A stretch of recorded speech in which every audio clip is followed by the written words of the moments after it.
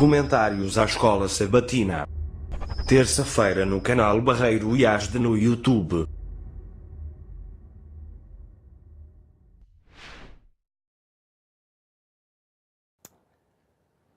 Olá, amigos! Hoje a NN traz notícias que destacam esforços humanitários e o desenvolvimento comunitário que a Igreja Adventista do Sétimo Dia promove em várias partes do mundo. Começamos na Ásia. Na segunda maior cidade do Paquistão, Lahore, existem várias áreas carentes de infraestrutura sustentável. Há uma dificuldade muito grande de se encontrar trabalho, seja para homens ou mulheres, especialmente para os que vivem em setores periféricos. Pensando nisso, a Agência Humanitária Adventista ADRA do Paquistão desenvolve e implementa programas para ajudar os residentes a ganharem o seu sustento. Confira os detalhes. Bilhões de dólares foram investidos recentemente em projetos de infraestrutura para o desenvolvimento de Lahore, a cidade mais próspera do Paquistão, país do sul da Ásia. Contudo, nas áreas mais afastadas da cidade, as pessoas vivem exatamente o oposto, a falta de infraestrutura. Por isso, a ADRA Paquistão começou a trabalhar nesses setores em 2013 para melhorar o acesso das comunidades à economia local e nacional. Desde então, a ONG formou 21 grupos que representam os moradores, concedendo-lhes novas habilidades técnicas e conectando-os a trabalhos específicos. Os grupos têm reuniões mensais para discutir diferentes temas e buscar soluções. Agora nós vamos para a África, no distrito de Mwinngi, no centro-sul do Quênia. Uma seca na região tem afetado severamente a agricultura. Agricultores como Muli Kimweli se veem obrigados a buscar outras fontes de renda. Desde o ano passado, a família do queniano sobrevive com pouca comida. Pena, a esposa de Muli, recolhe lenha para vender, mesmo ganhando muito pouco com isso. Os filhos do casal caminham 1h30 apenas para irem à escola e ali não recebem comida. A família faz apenas uma refeição por dia. É nesse contexto que entra a Agência Humanitária Adventista ADRA. Através de um financiamento, a ONG perfurou um poço de água perto da casa de Kimweli. Isso melhorou significativamente a sua situação. O livre acesso à água potável trouxe saúde a esta e a outras famílias da área. Eles estão muito agradecidos. De Mwinngi, no Quênia, seguimos para Gazibo, no nordeste de Ruanda, a mais de 1.000 quilômetros de distância.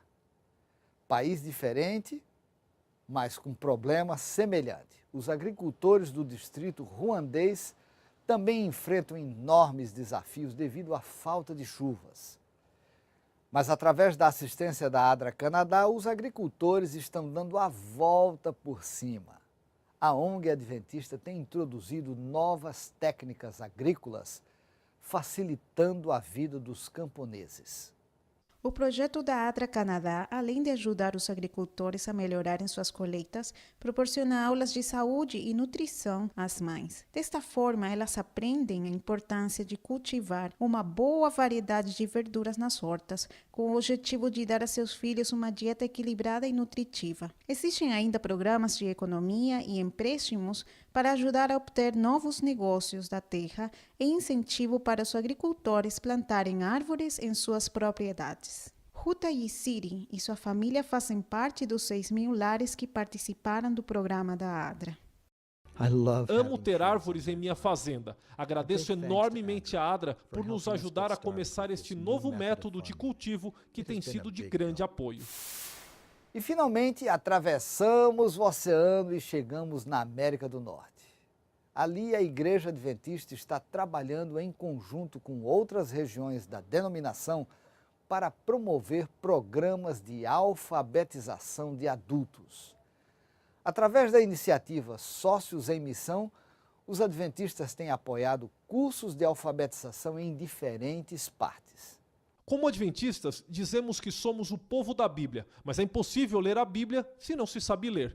Existem entre 3,5 milhões e 4 milhões de adventistas que não podem ler a Bíblia ou estudar a lição da escola sabatina. Queremos ajudar especialmente os novos conversos que estão vindo a nossas várias campanhas evangelísticas. Nos últimos anos, mais de 140 mil adultos receberam o presente da alfabetização através desta iniciativa. E isto não tem sido apenas uma bênção para nossos fiéis que agora podem ler. Também tem sido um meio de atrair novos adeptos. Em Moçambique, por exemplo, aproximadamente 12% dos que participam de programas de alfabetização se tornam adventistas do sétimo dia.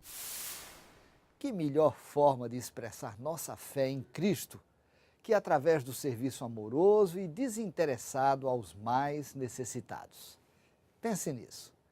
Se Deus permitir, na próxima semana voltamos com mais notícias de fé, amor e esperança. Um abraço, fique com Deus.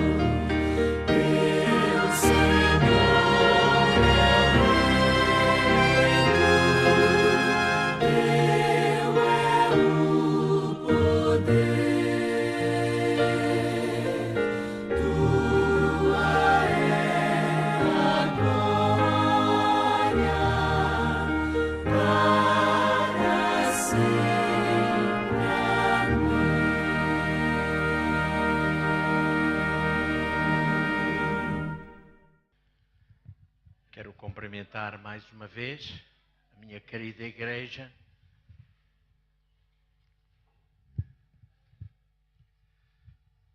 É bom falarmos um pouco do privilégio que temos como filhos de Deus, como povo do Senhor, estarmos juntos em comunhão com o nosso Pai,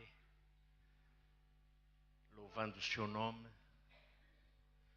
apreciando e falando das suas bênçãos espirituais sobre a nossa vida.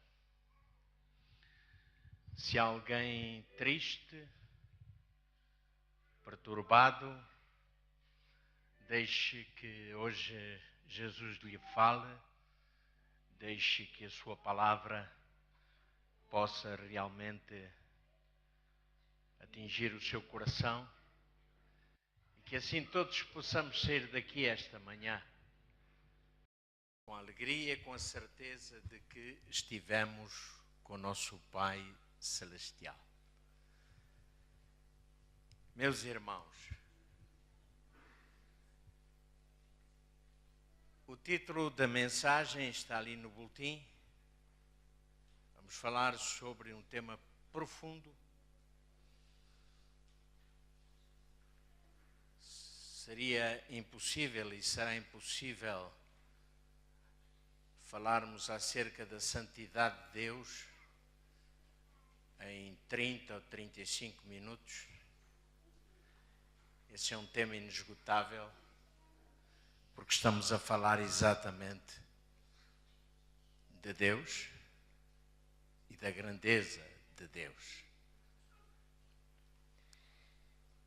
Eu convido-vos a abrirem a palavra do Senhor, as vossas Bíblias, em 1 de Samuel. 1 de Samuel. Vamos ao capítulo 2. 1 de Samuel 2.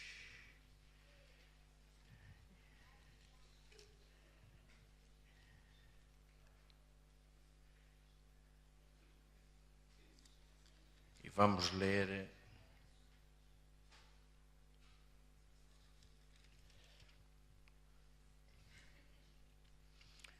o versículo 2. 1 de Samuel 2, versículo 2. Não há santo como o Senhor, porque não há outro fora de ti, e rocha nenhuma há como nosso Deus. Querido irmão, prezada irmã, todas as vezes que pagares nesse livro que tens em tuas mãos, todas as vezes que orares, todas as vezes que te dirigires a Deus, todas as vezes que cantares um hino de louvor, nunca te esqueças, Deus é santo. E eu gostaria que esta manhã pudéssemos nos concentrar exatamente nesta certeza, que é a santidade de Deus. E que todos juntos pudéssemos pensar no que significa exatamente Deus é santo. Alguém diria, significa que Deus é puro. Significa que Deus é justo. Significa que Deus é sem mácula. Mas acima de todas as coisas, significa que Deus é único. É único. Vamos ao livro de Abacuque. Lembram-se de Abacuque? Ajudem-me, por favor. Onde é que fica Abacuque? Abacuque, salvo erro, é ali depois de quê? De Naum, não é? Naum ainda é antes de Miqueias. Então quer dizer que Abacuque fica por ali. Obrigado, irmão. Assim eu sinto mais confortável se puder ter aqui o apoio do microfone. Muito obrigado, meu querido. Deus abençoe. Vamos ler Abacuque, capítulo 1, versículo 13. Versículo 13.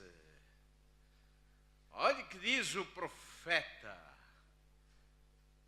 Tu és tão puro de olhos que não podes ver o mal.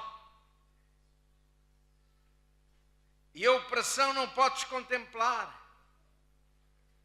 Porque olhas para os que procedem leivosamente e te calas quando o ímpio devora aquele que é mais justo do que ele. Abacuque está a fazer uma interpelação a Deus, mas ao mesmo tempo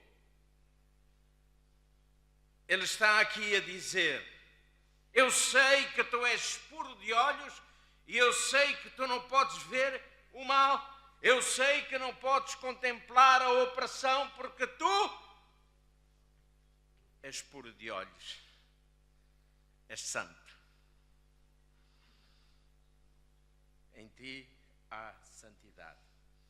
Irmãos, quantos pecados bastariam a Adão e Eva para serem expulsos do Éden? Apenas um. E porquê? Porque Deus é santo. E Deus abomina o pecado. O pecado não é coisa que se compatibilize com Deus. Há separação entre a luz e as trevas. Deus detesta o pecado, embora ame profundamente o pecador. Um pecado apenas um, bastaria para que Adão e Eva fossem expulsos do Éden. Não há mancha no caráter de Deus, não há ruga. Deus é completamente puro. Pastor, pera lá. Pastor, desculpe lá, mas isso todos nós sabemos. Se alguém pensa que eu hoje vim aqui trazer alguma coisa nova, está enganado. Todos nós sabemos isso. Mas não basta saber. Essa é que é a questão. Quando nós falamos da santidade de Deus, estamos a falar de um ser que nos transcende completamente. Quando nós falamos da santidade de Deus, nós não somos capazes de compreender perfeitamente a santidade de Deus. Deus é maior, não pode haver igual a Deus. Também já sabemos isso. Porque foi Deus quem trouxe à existência os anjos, os homens e todos os outros seres. Também já sabemos isso. Mas vamos ler no livro do profeta Isaías. Isaías 40. Isaías 40, versículo 18.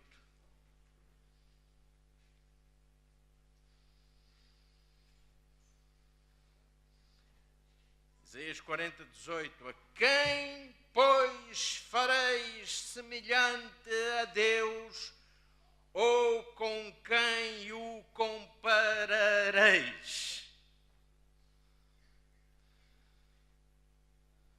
É humano?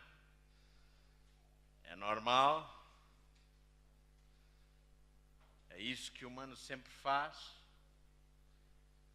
É comparar Deus com alguma coisa que está na nossa mente, que é absolutamente pensada por nós. É como se estivéssemos a humanizar o próprio Deus. Mas Deus ultrapassa tudo isso. No entanto, no seu infinito amor, Deus nos fez à sua imagem e à sua semelhança. Mas essa semelhança é apenas um vislumbre da imagem do Criador. Quando nós dizemos eu tenho ou nós temos a imagem e a semelhança de Deus, nós temos um vislumbre apenas da imagem e da semelhança de Deus. Um vislumbre. Irmãos, os anjos devem ser seres magníficos. Eu gosto muito de estudar sobre os anjos. E nós podemos descobrir muitas coisas acerca dos anjos na palavra de Deus. Como é que eu vejo os anjos? Seres profundamente alegres, bem dispostos, prestativos, sempre prontos, amigáveis, com um caráter extraordinário, muito distantes daquilo que somos nós, falando de santidade. Os anjos são seres magníficos. Reparem, irmãos, um querubim, um serafim. Mas sabem, Deus os criou e lhes concedeu beleza, pureza, santidade. Porém,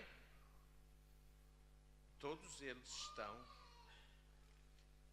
aquém de Deus. Pastor, olhe, por favor, desculpem, irmãos, às vezes eu falo comigo próprio. Tento pôr-me no lugar de alguns dos meus queridos irmãos. Pastor, por favor, vamos passar adiante, está bem? Porque isso aí eu já sei. Isso aí todos nós sabemos. Temos pressa. Irmãos, nada se compara a Deus. Nada. Não existe nem um ser que possa se comparar com o nosso Deus. Deus é distinto de tudo o que existe, de tudo o que foi criado. E isso significa ser santo.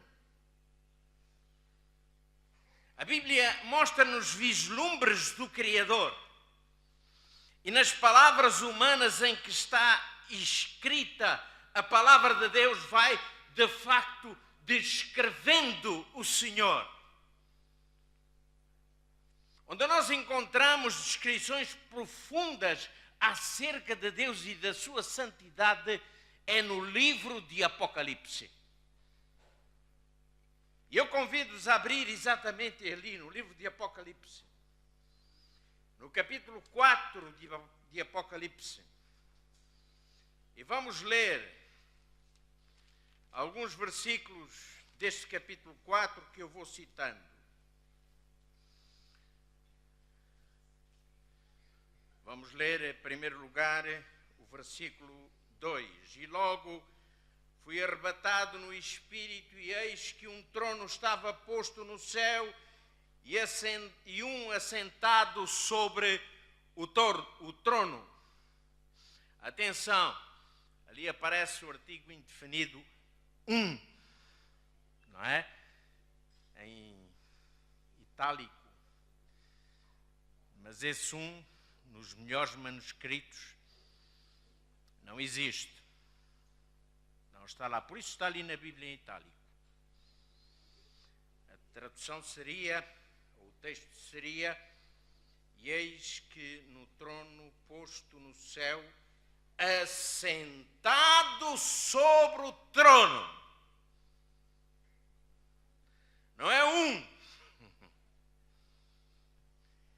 ser é santo. Eu sou apenas um entre bilhões de seres existentes neste mundo. Deus é único, assentado no trono. É o que diz o texto. E depois, versículo 3, diz: e o que estava assentado era na sua aparência semelhante à pedra de jaspe sardónica, e o arco celeste estava ao redor do trono e parecia semelhante a esmeralda. Olhem só a descrição. E ao redor do trono 24 tronos, e assentados sobre os tronos 24 anciãos vestidos de vestes brancas, e tinham sobre as suas cabeças coroas de ouro. Olhem, e do trono saíam relâmpagos e trovões e vozes. Diante do trono ardiam 7 lâmpadas de fogo, as quais são os 7 Espíritos de Deus. Impressionante.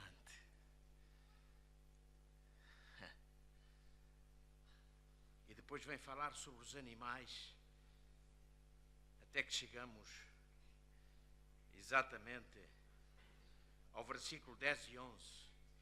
E os 24 anciãos prostravam-se diante do que estava assentado sobre o trono e adoravam o que vive para todo o sempre, e lançavam as suas coroas diante do trono, dizendo: digno és, Senhor, de receber glória, honra, poder, porque tu criastes todas as coisas, e por tua vontade todas elas foram criadas. Louvado seja Deus, engrandecido seja o nosso Deus. Que descrição fantástica é aqui feita por palavras humanas acerca de Deus. Mas deixa-me dizer,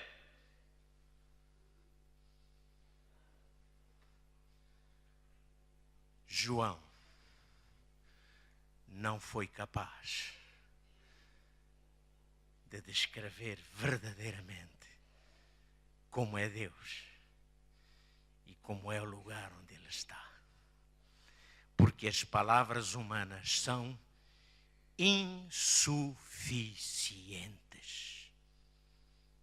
E a mente humana é insuficiente. A imaginação e a visão humanas são insuficientes perante a grandeza do nosso Deus. Sabeis tudo isto, irmãos? Mas o que eu pretendo hoje aqui de manhã, juntamente convosco, é exaltar o nosso Deus. É glorificar o nosso Deus. Por quê? Porque nos juntamos esta manhã para adorá-lo. E a adoração a Deus não é uma coisa qualquer. A adoração a Deus não se trata de vir à igreja, entrar por aquela porta, sentar-me, baixar a minha cabeça, fazer uma oração e esperar.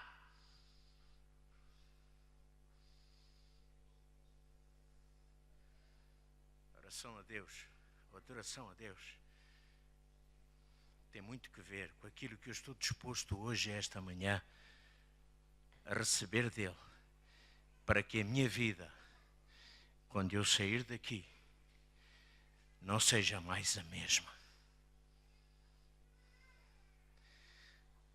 Aquele que se aproxima de Deus para o adorar, ele sai exaltado, ele sai transformado.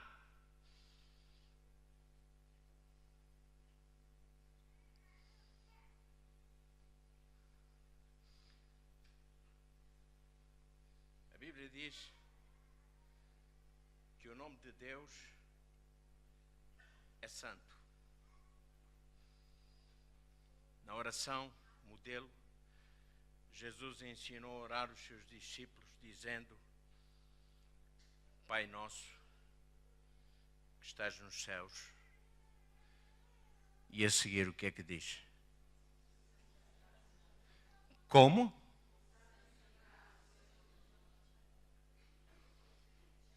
Eu peço desculpa à igreja, gostaria de ouvir outra vez. Como é? Santificado seja o nosso Deus.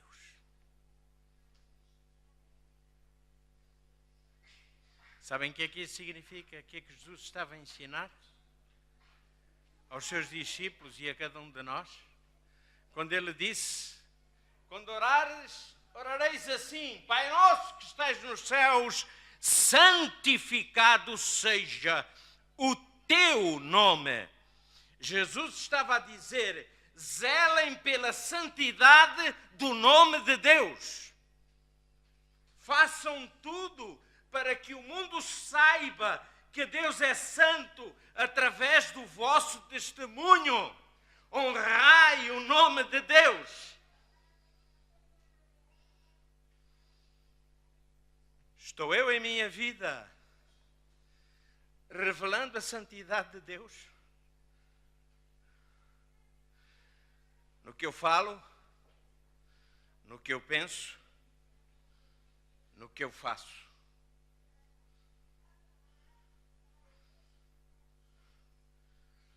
O salmista diz, santo e tremendo é o seu nome. Está lá em Salmos 111, versículo 9. Santo e tremendo é o seu nome. O nome de Deus é santo. Ele não pode ser usado, pronunciado de qualquer forma, de qualquer maneira. E porquê? Porque o nome está ligado intrinsecamente à pessoa do próprio Deus. O nome representa a pessoa.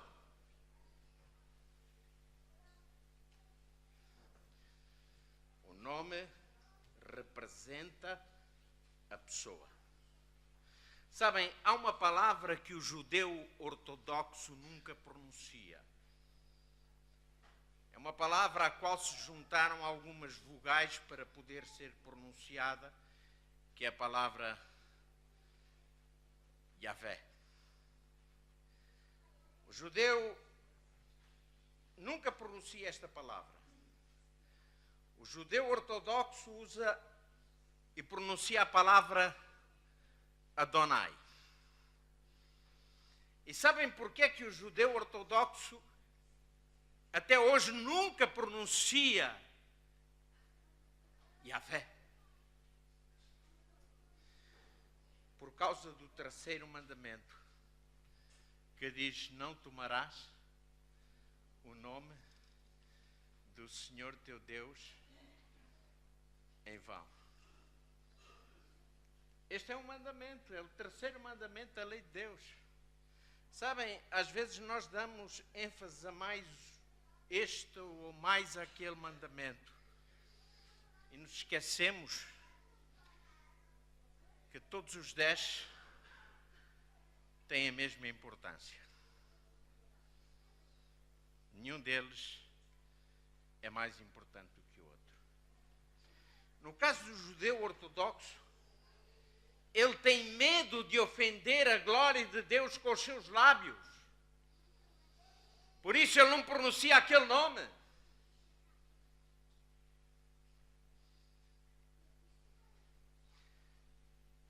Agora, irmãos, quantos neste mundo religioso até piadas fazem com o nome de Deus? Usam o nome de Deus de qualquer maneira. Por tudo e por nada se fala de Deus. Como se pudéssemos brincar com isto. Estamos a ofender a santidade de Deus. Porque o seu nome é santo. Como Deus é santo. Outro aspecto. A palavra de Deus diz lá em Eclesiastes capítulo 1, aliás capítulo 5, 1 e 2, Diz, guarda o teu pé quando entrares aonde? E porquê? Porque aquele é um lugar santo. Lembram-se de Moisés? Quando o Senhor lhe aparece ou se manifesta naquela sarça que ardia e não se consumia, qual foi a ordem que o Senhor deu a Moisés? Descalça as tuas sandálias. Porquê? Porque este lugar que estás a pisar é lugar santo.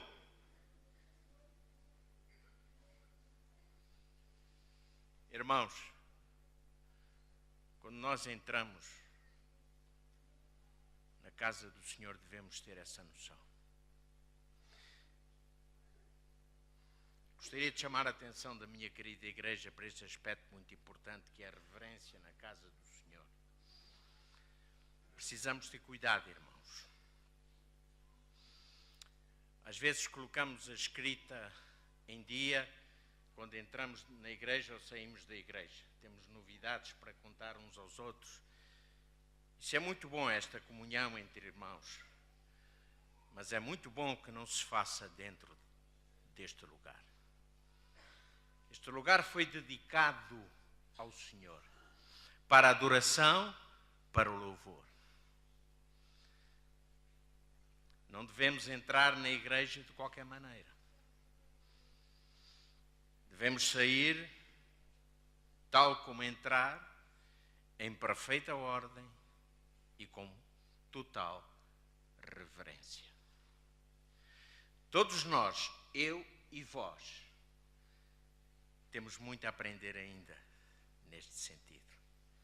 E oxalá que o Senhor realmente sensibilize os nossos corações para esse aspecto e nos ajude a compreender que o lugar que pisamos é santo. Não é pelas quatro paredes que constituem a igreja, não é pelos materiais que aqui estão, por mais bonita que possa parecer a decoração, ou seja, a decoração da igreja, e os meus parabéns às irmãs, aos irmãos que realmente se preocupam com este aspecto tão importante na casa de Deus, que também é para louvor do Senhor. Mas o que conta aqui é a presença de Deus entre nós. Lembram-se na construção do santuário? Quando Deus ordenou a Moisés que construísse o santuário, havia uma razão única para que aquele santuário fosse construído. E qual era essa razão? O Senhor apontava essa razão. O Senhor dizia, para que eu esteja entre vós. E nós devemos realmente entrar na igreja com a noção de que vamos à presença de Deus e vamos estar com o Senhor. E quando saímos da igreja, devemos sair com a reverência de que realmente estivemos diante do Senhor. Aqui viemos para adorar. Não porque o pregador é eloquente ou porque é versátil nas palavras. Não, isso não conta. O que conta é o nosso Deus. E Deus é santo. Os cânticos gospel, compostos por músicos cristãos, muitos deles são autênticas blasfémias a Deus. Pastor, não seja tão duro. Vem agora falar dos cânticos. É verdade. Alguns desses cânticos, tirem-lhes a letra e ouçam apenas a música e vão ver o que é que se passa. São autênticos sons desajustados, estridentes, claro que não fazem parte do nosso culto de adoração. Mas neste mundo evangélico, o que é mais importante é eu e a usar uma palavra que quero substituí-la e realmente não consigo. Não é? Mas é mostrar efusividade, expressar-se de uma forma descontrolada, em que os sons ferem, quando a música, os cânticos e o louvor deveriam ser apenas para louvor a Deus e não para apreciação do homem.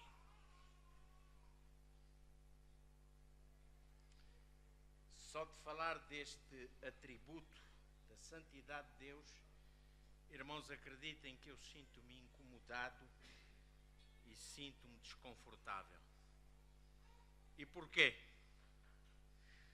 Porque a distância entre mim, ou a minha santidade e a santidade de Deus, é imensa, indescritível.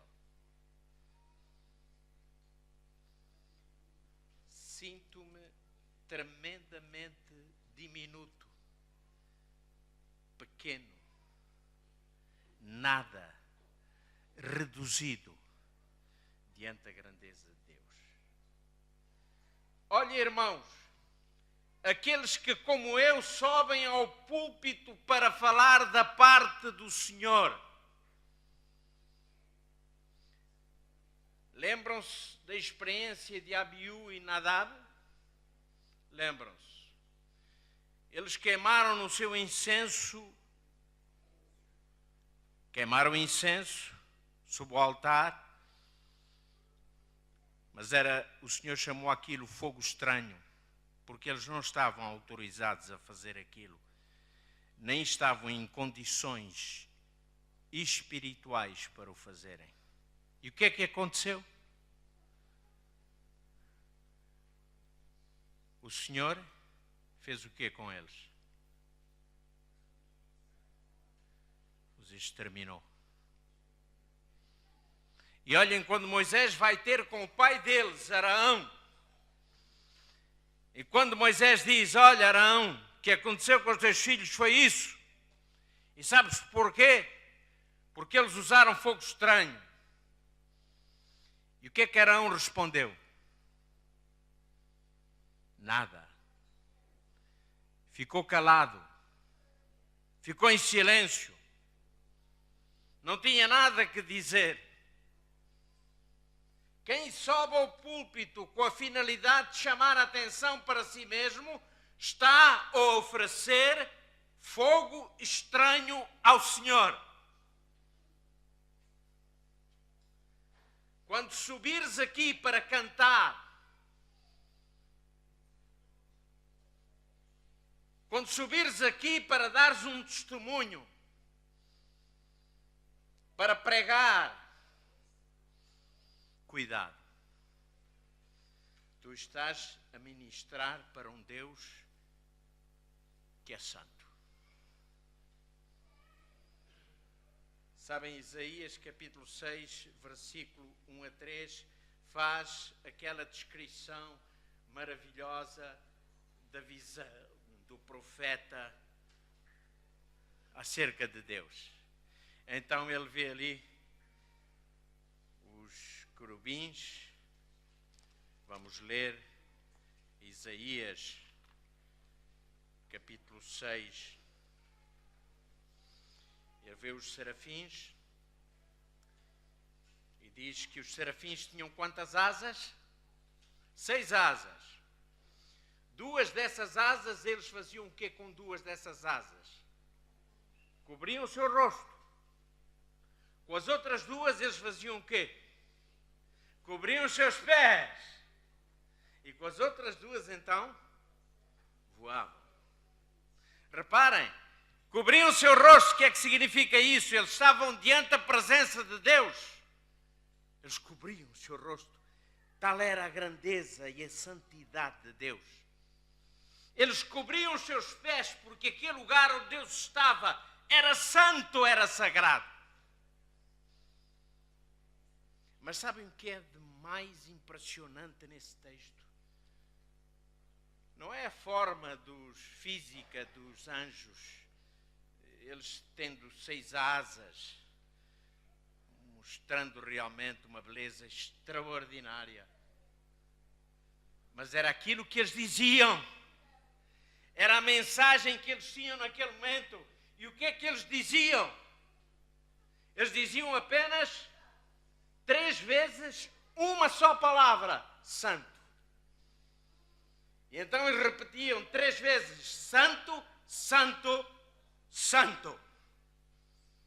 Santo, santo, santo. Na língua hebraica, quando se quer dar ênfase a uma palavra ou uma sentença, repete-se essa palavra ou essa sentença. O único atributo de Deus que é levado ao 3º grau de repetição é exatamente aqui: santo. Santo, santo, santo. Não encontramos na Bíblia alguma passagem que diga 3 vezes: Deus é amor, amor, amor. Não encontramos na Bíblia onde 3 vezes se pronuncie: Deus é onipotente, onipotente, onipotente. Nem encontramos na Bíblia onde 3 vezes se pronuncie: Deus é todo poderoso, ou Deus é o Senhor, é o Senhor, é o Senhor. Mas encontramos sim na Bíblia, aqui, 3 vezes: Deus é santo, santo, santo. 3 vezes santo, intensamente santo, profundamente santo. Porque é que os serafins com as 2 asas encobriam o rosto? Porque Deus é santo. Porque é que encobriam os seus pés com outras 2 asas? Porque Deus é santo. E então eles repetiam isso: santo, santo, santo.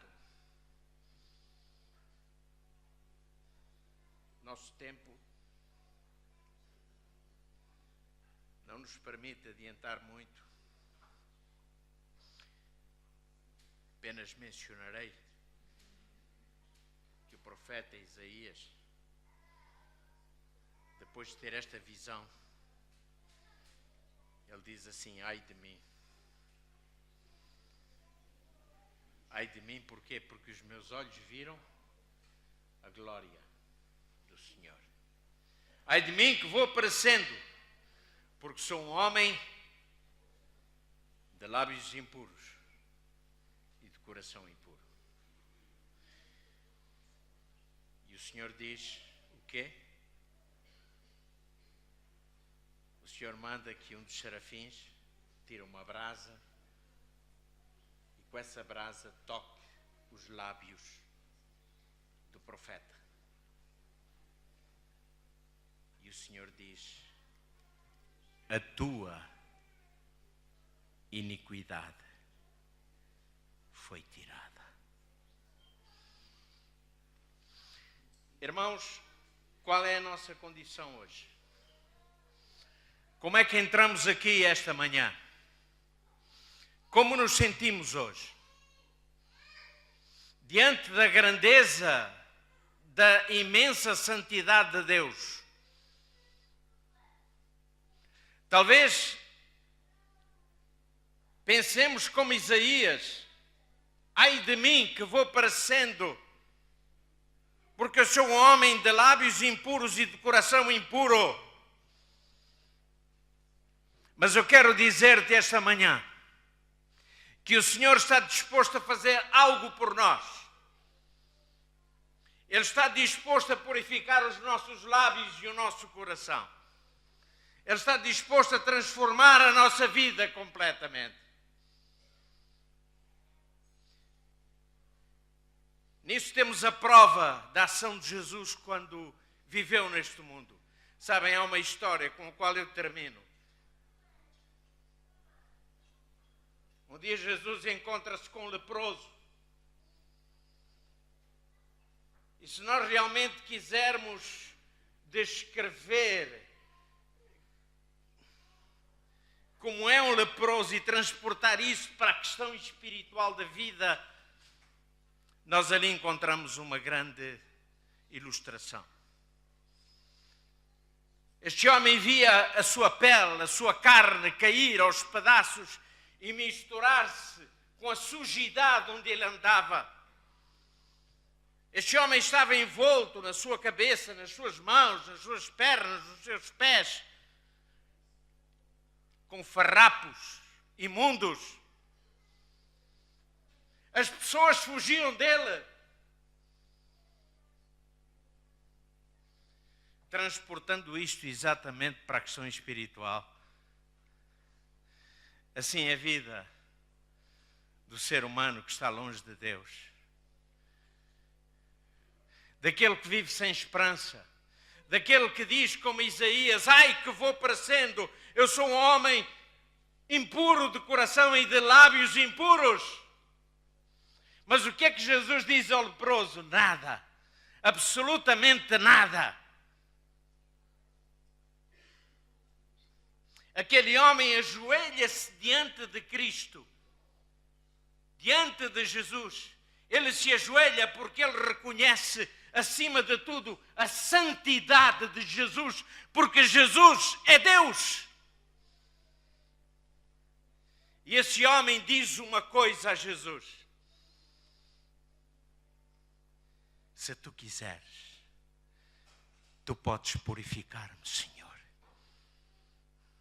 Se tu quiseres, tu podes limpar-me, Senhor. É o reconhecimento de que realmente Deus pode todas as coisas. Mesmo sendo nós imperfeitos, mesmo sendo nós impuros de coração e de lábios, o Senhor pode transformar a nossa vida. E se alguém aqui entrou esta manhã pensando estar nessa condição, eu quero dizer-lhe, você, querido amigo, saia com a certeza de que Jesus pode limpá-lo, dar um novo sentido à sua vida, transformar a sua vida, se você quiser. Porque Jesus respondeu naquele dia ao leproso. A resposta de Jesus foi: sim, eu quero ser limpo. E o homem foi limpo. Glória seja dada ao nosso Deus. Louvores sejam dados ao nosso Deus pela sua santidade e pelo seu grande amor por nós. Ao terminar, eu quero dizer isto: nenhum dos atributos de Deus está separado em si mesmo. Ou seja, todos os atributos de Deus estão relacionados. Deus é santo e Deus nos ama porque é santo. E a santidade de Deus permanece para todo sempre. Que assim seja. Amém.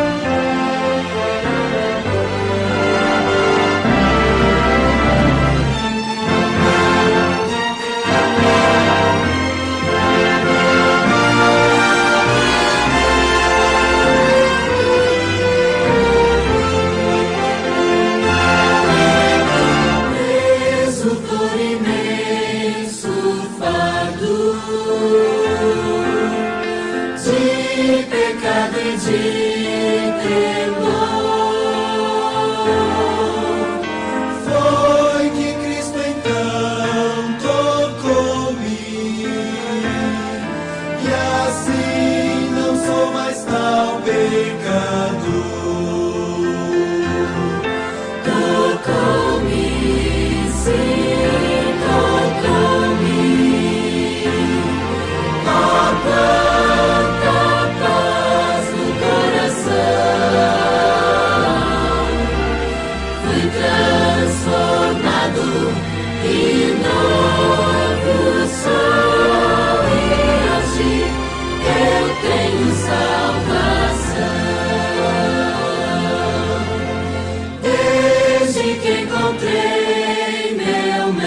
Sim.